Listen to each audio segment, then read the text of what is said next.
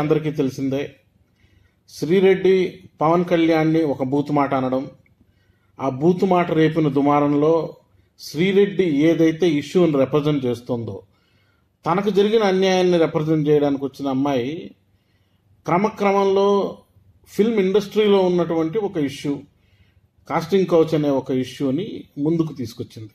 ఒక whistle blower లాగా act చేసింది. తనకు సమగ్రంగా అవగాహన లేని, ఐడియాలజికలీ తన అంత స్ట్రాంగ్గా కాని విషయాన్ని నెత్తిన మోస్తూ కొంచెం ముందుకొచ్చి ఒక ఒక విప్లవాత్మకంగా నగ్న నిరసన తెలియజేయడం ద్వారా దానికి మా అసోసియేషన్ రెస్పాండ్ అయిన విధానం, ఇవన్నీ కూడా దాన్ని ఒక ఇంటర్నేషనల్ స్థాయి ఈవెంట్ చేసేసాయి. న్యూయార్క్ టైమ్స్ రాసింది, బీబీసీ మెన్షన్ చేసింది, నేషనల్ లెవెల్లో న్యూస్ అయింది. వీటన్నిటి నేపథ్యంలో ఎన్హెచ్ఆర్సీ ఒక నిర్ణయం తీసుకుంది.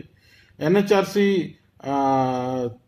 తెలంగాణ స్టేట్కి కానివ్వండి, నేషనల్ లెవెల్లో ఇన్ఫర్మేషన్ అండ్ బ్రాడ్కాస్టింగ్ మినిస్ట్రీకి కానివ్వండి, వాళ్ళు ఒక నోటీస్ జారీ చేయడం, ఖచ్చితంగా తెలుగు సినిమా ఇండస్ట్రీలో ఏం జరుగుతోంది, కాస్టింగ్ కౌచ్ విషయంలో కానివ్వండి, వర్క్ ప్లేస్ సెక్షువల్ హెరాస్మెంట్కి సంబంధించిన విషయం కానివ్వండి, ఇవన్నీ కూడా నోట్ చేసుకుని ఒక ఇమ్మీడియట్ యాక్షన్ అయితే తీసుకోమని చెప్పడంతో స్టేట్ ఆఫ్ తెలంగాణ మా అసోసియేషన్ని ఛాంబర్కి ఇన్ఫార్మ్ చేయడము, వాళ్ళు ఒక కమిటీ పెడతామని చెప్పడం జరిగింది. కానీ కమిటీ పెట్టడం ఆలస్యం అవడము, ప్లస్ ఆల్రెడీ సమస్యల్ని బయట చెప్పుకుంటున్న వ్యక్తుల్ని కాన్ఫిడెన్స్లోకి తీసుకోకపోవడంతో సమస్య యథావిధిగా కొనసాగుతూనే ఉండడము. దాంట్లో మళ్ళీ తక్కువని శ్రీరెడ్డి ఒక బూతు మాట మాట్లాడడం పవన్ కళ్యాణ్ని.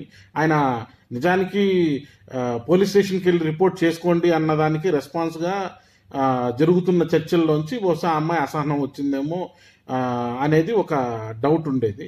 లేదు, కొంతమంది నిజానికి ఏదో పెద్ద పొలిటికల్ కాన్స్పిరసీ, పవన్ కళ్యాణ్ స్థాయిని తగ్గించడానికి ఏదో పొలిటికల్ కాన్స్పిరసీ జరుగుతోంది, వేరే వేరే పార్టీల పేర్లు ఇవన్నీ కూడా వినిపిస్తూ వచ్చాయి. అవన్నీ కాదు, నేను ఆ అమ్మాయికి ఇచ్చిన సలహాకి ప్రేరేపితమై ఆ అమ్మాయి ఇలా చేసింది అని రామ్ గోపాల్ వర్మ నిన్న చెప్పాడు. నిన్న చెప్పడము, అపాలజీ చేయడము ఇవన్నీ కూడా అయిపోయాయి. ఆ లోపల పవన్ కళ్యాణ్ ఫ్యాన్స్ ఆన్లైన్లో కానివ్వండి, ఆఫ్లైన్లో కానివ్వండి, TV9 మీద దాడి, శ్రీరెడ్డి ఇంటి మీద దాడి, ఇంకా వర్మ మీద అయితే పచ్చిబూతులతో లంఘించుకోవడం, ఇవన్నీ జరిగిపోయాయి. వీటన్నిటి నేపథ్యంలో శ్రీరెడ్డి తప్పుడు మాట అన్నది, అపాలజీ చెప్పింది. రామ్ గోపాల్ వర్మ ఆ సలహా ఇచ్చినందుకు, ప్రేరేపించినందుకు ఆయన సారీ చెప్పాడు.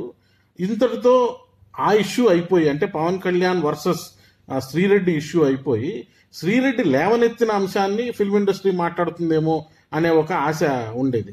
కానీ ఆ తర్వాత వచ్చిన నాగబాబు గారు కానివ్వండి, ఇవాళ వచ్చిన అల్లు అరవింద్ గారు కానివ్వండి, ఇందాక బన్నీవాస్ గారి ట్వీట్ కానివ్వండి, ఇవి నిజంగా సమస్యని తగ్గించేవి కాకుండా పెంచే విధంగా ఉండడం. బన్నీవాస్ గారు అయితే ఏకంగా now the war is on అని అంటూ రామ్ గోపాల్ వర్మకు ఛాలెంజ్ చేయడం చూస్తుంటే, ఈ సమస్య సద్దుమణగడానికి కాకుండా ఇంకొంచెం పెంచి పోషించడానికి అందరూ తయారయ్యారా, మెయిన్ ఇష్యూని డైవర్ట్ చేస్తున్నారా అనే ఒక భయం అయితే కలుగుతోంది. ఇప్పటికీ మహిళా సంఘాలు కూడా చెప్పేది ఏంటంటే, వాళ్ళ ఫోకస్ ఈజ్ నాట్ శ్రీరెడ్డి కాదు, శ్రీరెడ్డి అన్న బూత్ కాదు, శ్రీరెడ్డి బూత్ అన్న పవన్ కళ్యాణ్ కాదు. ఇష్యూ ఇండస్ట్రీలో ఉన్నటువంటి సమస్యలు, ఆ స్త్రీలకు సంబంధించినటువంటి సమస్యలు, వాటిని అనవసరంగా డైవర్ట్ చేసి ఇది పవన్ కళ్యాణ్ ఫ్యాన్స్ వర్సెస్ శ్రీరెడ్డి అని అనడం ద్వారా దాన్ని రెడ్యూస్ చేయడంతో పాటు దీనికి ఒక అనవసరపు పొలిటికల్ బ్యాగేజ్ మనం అందిస్తున్నట్లు లెక్క. నిజానికి పవన్ కళ్యాణ్ కూడా ఈ సమస్యకు స్పందించి ఆయన వచ్చి సాల్వ్ చేస్తాను నేను అని ఉంటే ఇంకా పెద్దరికాన్ని నిలబెట్టుకునేవాళ్ళు. అది ఎలాగో చేయలేదు. ఓకే, బహుశా రాజకీయ పరంగా సినిమా ఇండస్ట్రీ ఆయనకు పెద్దగా ఉపయోగపడకపోవచ్చు, తెలంగాణలో ఉన్నటువంటి సినిమా ఇండస్ట్రీ నుంచి ఆయనకు ఓట్లు పడకపోవచ్చు కాక, అంత మాత్రాన ఒక రాజకీయ నాయకుడిగా, ఒక సినిమా నాయకుడిగా, ఒక సక్సెస్ఫుల్ స్టార్గా ఇంకొంచెం బాధ్యత తీసుకుని ఉంటే ఫిల్మ్ ఇండస్ట్రీ తరఫున బాగుండేది అని అందరూ ఆశించడంలో తప్పలేదు. కనీసం ఇప్పటికైనా బాధ్యత తీసుకుని వాళ్ళ ఫ్యాన్స్ని ఇలా అనవసరంగా వైలెంట్ అవ్వకండి, ఆన్లైన్లో ట్రోలింగ్లు చేయకండి అని చెప్పడంతో పాటు సినిమా ఇండస్ట్రీ తరఫున కూడా ఒక లుక్ వేస్తే బెటర్ ఏమో అనేది నా ఉద్దేశం. ఎలాగూ శ్రీరెడ్డి చేసిన తప్పుకి క్షమాపణలు అడిగింది, రామ్ గోపాల్ వర్మ కూడా ఇమ్మీడియట్గా క్షమాపణలు అడిగాడు. ఈరోజు మళ్ళీ అరవింద్ గారికి సమాధానం ఇస్తూ కూడా కూడా పవన్ కళ్యాణ్ ఫ్యామిలీకి ఖచ్చితంగా సారీ అంటూ ఆయన చెప్పడం జరిగింది. కాబట్టి ఇంతటితో ఈ ఇష్యూని పక్కన పెట్టి పక్కదారి పట్టించడం మానేసి అసలు ఇష్యూలోకి వెళ్తే బెటర్ ఏమో అని నా ఉద్దేశం. ఏంటండి, వీడియో నచ్చిందా? అయితే ఓ లైక్ వేసుకోండి, లేదంటే ఓ కామెంట్ చేయండి. ఎప్పటికప్పుడు మా వీడియోస్ చూడాలంటే సబ్స్క్రైబ్ చేసుకోండి.